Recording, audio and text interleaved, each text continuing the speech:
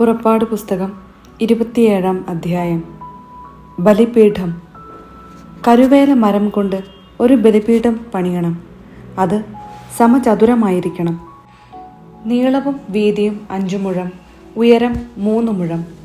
ബലിപീഠത്തിൻ്റെ 4 മൂലകളിലും അതോട് ഒന്നായി ചേർന്ന് നിൽക്കുന്ന 4 കൊമ്പുകൾ നിർമ്മിച്ച് ഓടുകൊണ്ട് പൊതിയണം. ചാരപാത്രങ്ങൾ, കോരികകൾ, താലങ്ങൾ, മുൾക്കരണ്ടികൾ, അഗ്നികലശങ്ങൾ എന്നിങ്ങനെ ബലിപീഠത്തിങ്കൽ ആവശ്യമുള്ള ഉപകരണങ്ങളെല്ലാം ഓടുകൊണ്ട് നിർമ്മിക്കണം. ബലിപീഠത്തിന് വേണ്ടി ഓടുകൊണ്ടുള്ള അഴികൾ ഉപയോഗിച്ച് വലയുടെ രൂപത്തിൽ ഒരു ചട്ടക്കൂടുണ്ടാക്കണം. അതിൻ്റെ 4 മൂലയിലും ഓരോ ഓട്ടുവളയം ഘടിപ്പിക്കണം. ചട്ടക്കൂട് ബലിപീഠത്തിൻ്റെ മുകളിലത്തെ അരികുപാളിക്കു കീഴിൽ ഉറപ്പിക്കണം. അത് ബലിപീഠത്തിൻ്റെ മധ്യഭാഗം വരെ ഇറങ്ങി നിൽക്കണം. കരുവേല മരം കൊണ്ട് ബലിപീഠത്തിന് തണ്ടുകൾ നിർമ്മിച്ച് ഓടുകൊണ്ട് പൊതിയണം. ബലിപീഠം വഹിച്ചു കൊണ്ടുപോകാനായി അതിൻ്റെ ഇരുവശങ്ങളിലും വളയങ്ങൾ ഘടിപ്പിച്ച് അവയിലൂടെ തണ്ടുകൾ ഇടണം. പലകകൾ കൊണ്ട് അകം പൊള്ളയായി ബലിപീഠം പണിയണം. മലയിൽ വെച്ച് കാണിച്ചു തന്നതുപോലെയാണ് പണിയേണ്ടത്. കൂടാരാങ്കണം. കൂടാരത്തിന് ഒരു അങ്കണം ഉണ്ടാക്കണം. അങ്കണത്തിൻ്റെ തെക്കുഭാഗത്ത് നേർമയായി നെയ്തെടുത്ത ചണത്തുണി കൊണ്ട് 100 മുഴം നീളത്തിൽ ഒരു മറ ഉണ്ടാക്കിയിരിക്കണം. അതിന് 20 തൂണുകൾ വേണം. തൂണുകളുടെ പാദകുടങ്ങൾ ഓടുകൊണ്ടുള്ളതായിരിക്കണം. തൂണുകൾക്ക് വെള്ളി കൊണ്ടുള്ള കൊളുത്തുകളും പട്ടകളും ഉണ്ടായിരിക്കണം. അപ്രകാരം തന്നെ വടക്കു ഭാഗത്ത് നെടുകെ 100 മുഴം നീളമുള്ള മറയും മറ തൂക്കുന്നതിന് 20 തൂണുകളും അവയ്ക്ക് 20 ഓട്ടുപാദകുടങ്ങളും വെള്ളി കൊണ്ടുള്ള കൊളുത്തുകളും പട്ടകളും ഉണ്ടായിരിക്കണം. പടിഞ്ഞാറു ഭാഗത്തെ മുറ്റത്തിൻ്റെ വീതിക്കൊത്ത് 50 മുഴം നീളമുള്ള മറയും 10 തൂണുകളും അവയ്ക്ക് 10 പാദകുടങ്ങളും ഉണ്ടായിരിക്കണം. കിഴക്കു ഭാഗത്തെ മുറ്റത്തിൻ്റെ വീതി 50 മുഴമായിരിക്കണം. കവാടത്തിൻ്റെ ഒരു വശത്ത് 15 മുഴം നീളമുള്ള മറയും 3 തൂണുകളും അവയ്ക്ക് 3 പാദകുടങ്ങളും ഉണ്ടായിരിക്കണം. കവാടത്തിൻ്റെ മറുവശത്തും 15 മുഴം നീളമുള്ള മറയും 3 തൂണുകളും അവയ്ക്ക് 3 പാദകുടങ്ങളും വേണം. അങ്കണ കവാടത്തിന് 20 മുഴം നീളമുള്ള ഒരു യവനിക ഉണ്ടായിരിക്കണം. നീലം, ധൂമ്രം, കടും ചുമപ്പ് എന്നീ നിറങ്ങളുള്ളതും നേർമയായി നെയ്തെടുത്തതും ചിത്ര തയ്യൽ കൊണ്ട് അലങ്കരിച്ചതുമായ ചണവസ്ത്രം കൊണ്ടാണ് യവനിക നിർമ്മിക്കേണ്ടത്. അതിന് 4 തൂണുകളും അവയ്ക്ക് 4 പാദകുടങ്ങളും ഉണ്ടായിരിക്കണം. അങ്കണത്തിന് ചുറ്റുമുള്ള തൂണുകൾക്കെല്ലാം വെള്ളി കൊണ്ടുള്ള പട്ടകളും കൊളുത്തുകളും ഓട്ടുപാദകുടങ്ങളും ഉണ്ടായിരിക്കണം. അങ്കണത്തിൻ്റെ നീളം 100 മുഴവും വീതി 50 മുഴവും ആയിരിക്കണം. അതിനു ചുറ്റും 5 മുഴം ഉയരത്തിൽ നേർമയായി നെയ്തെടുത്ത് ചണത്തുണി കൊണ്ടുള്ള മറയും തൂണുകൾക്ക് ഓടുകൊണ്ടുള്ള പാദകുടങ്ങളും ഉണ്ടായിരിക്കണം. കൂടാരത്തിലെ ഉപയോഗത്തിനുള്ള എല്ലാ ഉപകരണങ്ങളും കൂടാരത്തിൻ്റെയും അങ്കണത്തിൻ്റെയും മറകൾക്കു വേണ്ട കുറ്റികളും ഓടുകൊണ്ട് നിർമ്മിച്ചവയായിരിക്കണം. വിളക്ക് എപ്പോഴും കത്തി നിൽക്കുന്നതിന് ആട്ടിയെടുത്ത ശുദ്ധമായ ഒലിവെണ്ണ കൊണ്ടുവരാൻ ഇസ്രായേൽക്കാരോട് പറയണം. സമാഗമ കൂടാരത്തിനുള്ളിൽ സാക്ഷ്യപേടകത്തിന് മുൻപിലുള്ള തിരശീലയ്ക്കു വെളിയിൽ വിളക്ക് സന്ധ്യ മുതൽ പ്രഭാതം വരെ കർത്താവിൻ്റെ മുൻപിൽ കത്തി നിൽക്കാൻ അഹറോനും അവൻ്റെ പുത്രന്മാരും ശ്രദ്ധിക്കട്ടെ. ഇസ്രായേൽക്കാർ തലമുറ തോറും അനുഷ്ഠിക്കേണ്ട ശാശ്വത നിയമമാണിത്.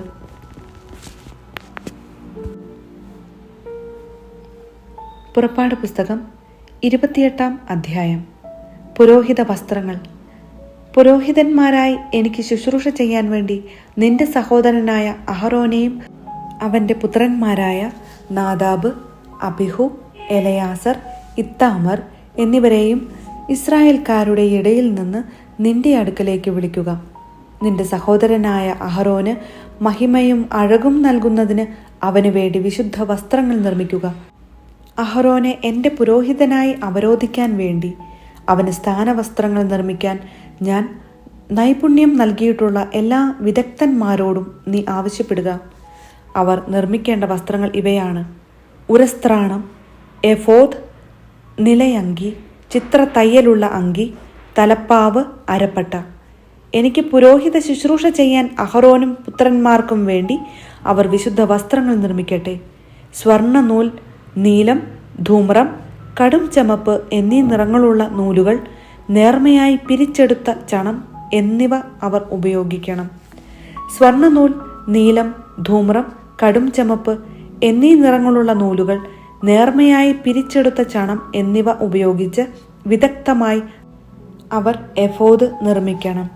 അതിൻ്റെ 2 അറ്റങ്ങൾ തമ്മിൽ യോജിപ്പിക്കുന്നതിന് അതിൽ 2 തോൾവാറുകൾ പിടിപ്പിക്കണം. എഫോദ് കെട്ടിയുറപ്പിക്കാനായി അതിന്മേലുള്ള പട്ടയും സ്വർണ്ണനൂൽ, നീലം, ധൂമ്രം, കടും ചുമപ്പ് നൂലുകൾ, നേർമയായി പിരിച്ചെടുത്ത ചണം എന്നിവ കൊണ്ട് അതേ രീതിയിൽ തന്നെ വിദഗ്ധമായി നിർമ്മിച്ചതായിരിക്കണം. 2 വൈഢൂര്യ കല്ലുകളെടുത്ത് അവയിൽ ഇസ്രായേലിൻ്റെ പുത്രന്മാരുടെ പേരുകൾ കൊത്തണം. അവരുടെ പ്രായക്രമമനുസരിച്ച് ഓരോ കല്ലിലും 6 പേരുകൾ വീതം കൊത്തുക. രത്നശില്പി മുദ്ര കൊത്തുന്നത് പോലെ ഇസ്രായേലിൻ്റെ പുത്രന്മാരുടെ പേരുകൾ ആ കല്ലുകളിൽ രേഖപ്പെടുത്തണം. കല്ലുകൾ സ്വർണ്ണ തകിടിൽ പതിക്കണം. ഇസ്രായേൽ പുത്രന്മാരുടെ സ്മാരകശിലകളായി അവ എഫോദിൻ്റെ തോൾവാറുകളിൽ ഉറപ്പിക്കണം. അവരുടെ പേരുകൾ കർത്താവിൻ്റെ മുൻപിൽ ഒരു സ്മാരകമായി അഹ്റോൻ തൻ്റെ 2 തോളുകളിലും വഹിക്കട്ടെ. രത്നം പതിക്കാനുള്ള തകിടുകൾ സ്വർണം കൊണ്ട് ഉണ്ടാക്കുക. തനി സ്വർണം കൊണ്ട് കയറുപോലെ പിണച്ചെടുത്ത 2 തുടലുകൾ നിർമ്മിച്ച് അവ സ്വർണ്ണ തകിടുകളുമായി യോജിപ്പിക്കുക. ന്യായവിധിയുടെ ഉരസ്ത്രാണം ചിത്രപ്പണികളോടെ നിർമ്മിക്കണം. അത് എഫോദ് എന്ന പോലെ സ്വർണ്ണനൂൽ, നീലം, ധൂമ്രം, കടും ചുമപ്പ് എന്നീ നിറങ്ങളുള്ള നൂലുകൾ, നേർമയായി പിരിച്ചെടുത്ത ചണം എന്നിവ കൊണ്ടാണ് ഉണ്ടാക്കേണ്ടത്. അത് സമചതുരത്തിൽ 2 മടക്കുള്ളതായിരിക്കണം. അതിന് 1 ചാൺ നീളവും 1 ചാൺ വീതിയും വേണം.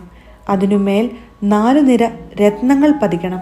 ആദ്യത്തെ നിരയിൽ മാണിക്യം, പുഷ്യരാഗം, വൈഢൂര്യം, 2ാമത്തെ നിരയിൽ മരതകം, ഇന്ദ്രനീലം, വജ്രം, 3ാമത്തെ നിരയിൽ പവിഴം, ചന്ദ്രകാന്തം, സൗഗന്ധികം, 4ാമത്തെ നിരയിൽ പത്മരാഗം, ഗോമേതകം, സൂര്യകാന്തം. രത്നങ്ങളെല്ലാം സ്വർണ്ണ തകിടിലാണ് പതിക്കേണ്ടത്. ഇസ്രായേലിൻ്റെ പുത്രന്മാരുടെ പേരുകൾ അനുസരിച്ച് 12 രത്നങ്ങൾ ഉണ്ടായിരിക്കണം. ഓരോ ഗോത്രത്തിൻ്റെയും പേര് ഓരോ രത്നത്തിലും മുദ്ര പോലെ കൊത്തിയിരിക്കണം. ഉരസ്ത്രാണത്തിനു വേണ്ടി തനി സ്വർണം കൊണ്ട് കയറുപോലെ പിണച്ചെടുത്ത തുടലുകൾ പണിയണം. സ്വർണം കൊണ്ട് 2 വളയങ്ങൾ നിർമ്മിച്ച് ഉരസ്ത്രാണത്തിൻ്റെ മുകളിലത്തെ 2 മൂലകളിൽ ഘടിപ്പിക്കണം. ഉരസ്ത്രാണത്തിൻ്റെ മൂലകളിലുള്ള 2 വളയങ്ങളിലൂടെ 2 സ്വർണ്ണ തുടലുകൾ ഇടണം. തുടലുകളുടെ മറ്റേ അറ്റങ്ങൾ രത്നം പതിച്ച സ്വർണ്ണ തകിടുകളിൽ ഘടിപ്പിച്ച എഫോദിൻ്റെ തോൾവാറിൻ്റെ മുൻഭാഗവുമായി ബന്ധിക്കണം. 2 സ്വർണ്ണ വളയങ്ങൾ പണിത് അവ ഉരസ്ത്രാണത്തിൻ്റെ താഴത്തെ കോണുകളിൽ അവയുടെ ഉൾഭാഗത്ത് എഫോദിനോട് ചേർത്ത് ബന്ധിക്കണം.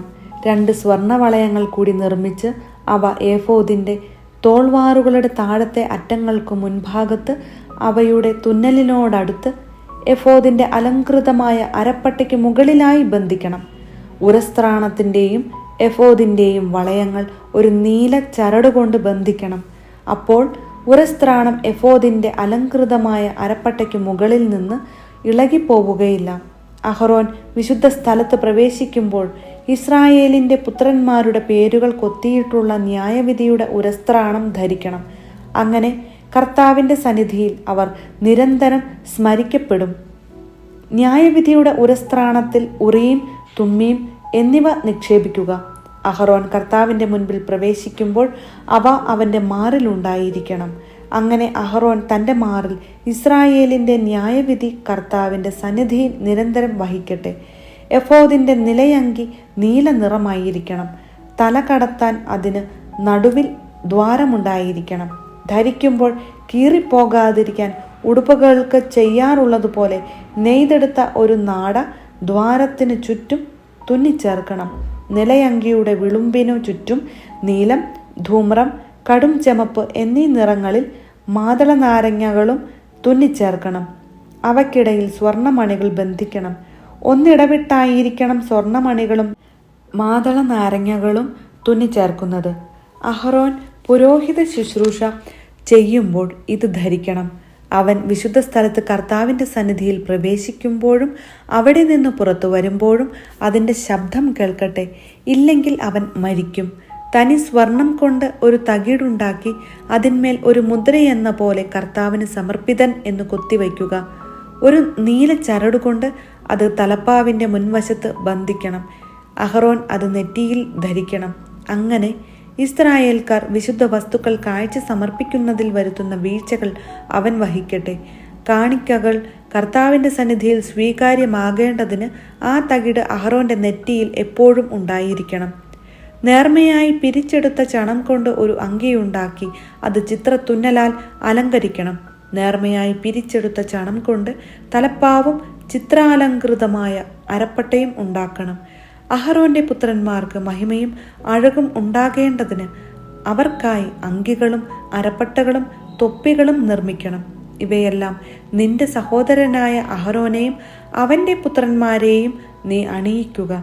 അവർ എനിക്ക് പുരോഹിത ശുശ്രൂഷ ചെയ്യേണ്ടതിന് നീ അവരെ അഭിഷേചിച്ച് നിയോഗിക്കുകയും വിശുദ്ധീകരിക്കുകയും ചെയ്യുക. അവരുടെ നഗ്നത മറയ്ക്കാൻ ചണത്തുണി കൊണ്ട് അര മുതൽ തുടവരെയെത്തുന്ന കാൽച്ചട്ടകൾ ഉണ്ടാക്കണം.